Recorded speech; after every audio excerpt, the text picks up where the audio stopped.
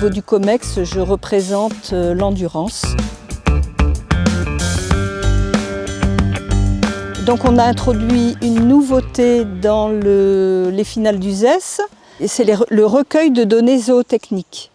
Donc en fait c'est quelque chose qui existe dans toutes les autres disciplines et qui n'existait pas jusqu'à présent en endurance. C'est pas normal dans la mesure où les épreuves de USES sont des épreuves d'élevage, pas des épreuves sportives, et donc à ce titre-là c'est important qu'on ait ce recueil sur lequel on va pouvoir s'appuyer dans les travaux autour de la sélection du cheval performeur en endurance. C'est obligatoire pour les 6 ans cycle classique, mais par contre ça n'interviendra pas dans l'accès aux différents labels du championnat.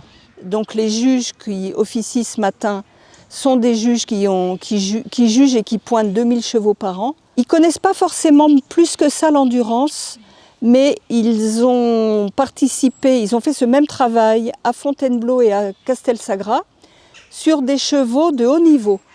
Donc ils ont repéré des points forts sur un certain nombre d'items contenus dans la grille, il y en a environ une trentaine. Et donc ça donne à l'éleveur une indication par rapport à ce qu'ils ont pointé précédemment chez les performeurs. Alors après, il faudra répéter cette opération parce que c'est des chevaux en croissance, en cours de développement. Mais le recueil de données zootechniques qui en découle est extrêmement intéressant pour l'avenir. Alors c'est des critères morphologiques et des critères mécaniques. Les chevaux sont vus au modèle, donc ils sont passés en revue de la tête à la queue. Et ensuite ils sont vus en déplacement au pas, puis en déplacement au trot. Et là on juge davantage les allures, l'engagement, la symétrie, la rectitude, des éléments importants pour l'utilisation ultérieure.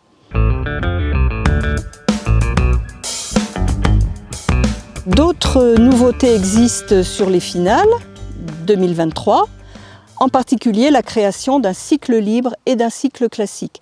Jusqu'à présent, là aussi, l'endurance était la seule discipline où on n'avait pas cette distinction. Donc en fait, on avait, dans les années précédentes, des classes d'âge. Tous les chevaux du même âge participaient à la même épreuve. Cette année, c'est un peu différent. Le cycle classique, l'exigence de qualification est un peu plus importante parce qu'on est dans une optique vraiment de sélection. Il y aura un classement d'épreuves et il y aura également un classement championnat. Le cycle libre, lui, est ouvert davantage aux chevaux tardifs. Et donc là, c'est l'éleveur qui choisit la distance qu'il veut proposer à son cheval. Et il s'agit d'une épreuve qualificative, mais par contre, il n'y a pas de notion de championnat. L'idée, c'est d'attirer un maximum de chevaux sur les finales. Encore une fois, c'est expérimental. Il faut qu'on analyse après cette journée de samedi comment les choses se sont passées, quel est l'intérêt que les éleveurs y ont porté et comment on la poursuit.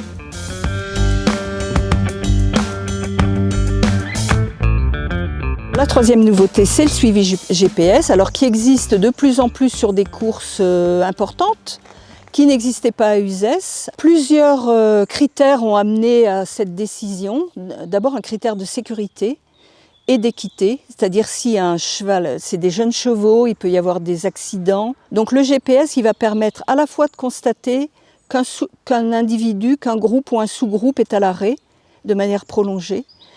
Et on va connaître le moment où l'arrêt a eu lieu, le moment où le groupe se redissout à chaque fois, après avoir traité le problème. Ça permet aux organisateurs de venir sur le lieu de l'accident, de le traiter de manière beaucoup plus rapide. Ça, c'est la première chose. Et puis, ça permettra aussi, dans cette même catégorie, de rendre le temps aux personnes qui ont porté assistance. Et puis, le deuxième critère, c'est aussi, on a un élément extrêmement important sur les finales, c'est le dernier kilomètre qui doit se courir à 15 km/h, de manière à essayer de juger de la capacité de récupération cardiaque du cheval. Et pour ça, il faut qu'on évite ce qui se voit parfois, qui se voyait parfois, qui est un temps d'attente avant de rentrer sur la piste de galop pour faire le dernier kilomètre. Et le GPS aura aussi la fonction de pouvoir repérer si le cheval est arrêté pour autre chose que pour porter assistance à un cheval ou un cavalier blessé.